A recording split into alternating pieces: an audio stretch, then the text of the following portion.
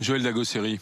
Non, mais c'est. Alors déjà, moi, je trouve déjà ça bizarre que le cannabis soit totalement décorrélé de la cigarette. Enfin, le cannabis, c'est quand même fumé à la base.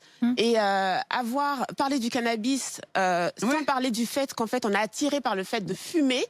Pour moi, déjà, c'est déjà un peu bizarre. Tu peux fumer du cannabis, mais pas une clope. Ouais, c'est déjà ça, parce qu'on fait beaucoup de prévention sur la cigarette, et on a augmenté les prix, et puis on nous donne les chiffres des morts par an, etc. Mais le cannabis, c'est déjà aller fumer, avant que ce soit de la drogue. Donc, moi, déjà, j'aimerais quand même qu'on le prenne en compte et que ça soit analysé. Et pourquoi est-ce qu'on va fumer? Un.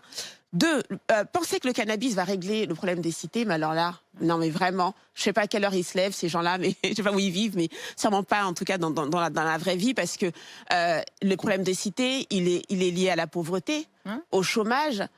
Quand on parle par exemple des jeunes qui s'en sortent, qui disent ouais, moi quand tu t'en sors, tu pars de la cité. Quand tu pars de la cité, par qui on te remplace? Tu vois, moi par exemple, je pars de la cité.